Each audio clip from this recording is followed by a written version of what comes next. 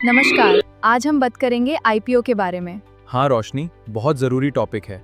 जब कोई कंपनी नया बिजनेस बढ़ाना चाहती है तो वो आईपीओ का सहारा लेती है। लोगों से हिस्सेदारी देंगे। दो तरह के मार्केट्स होते हैं, प्राइमरी और सेकेंडरी। बीच का ब्रिज है आईपीओ। आइए समझते हैं। मतलब होता है इनिशियल पब्लिक ऑफरिंग। जब कोई कंपनी पहली बार मार्केट से पैसा उठाने के लिए आती है और अपने नए शेयर्स पब्लिक को बेचती है तो वो प्राइमरी मार्केट में आती है। यहाँ ट्रांजैक्शन सीधे कंपनी और इन्वेस्टर के बीच होता है। कंपनी शेयर्स देती है और इन्वेस्टर सीधे पैसा भेजता है। जैसे कार फैक्ट्री से सीधे शोरूम में आती है, वो प्राइमरी मार्केट है। आईपीओ खत्म होने के बाद शेयर्स लिस्ट हो जाते हैं।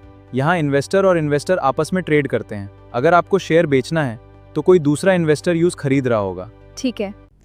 आईपीओ यानी इनिशियल पब्लिक ऑफरिंग।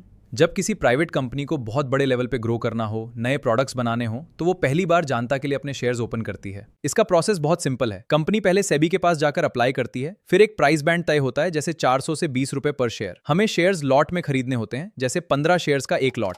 क्या सबको बराबर शेयर्स मिलते हैं या अलग कैटेगरीज होती हैं? बिल्कुल रोशनी, सेबी के रूल्स के मुताबिक कोटा फिक्स होता है।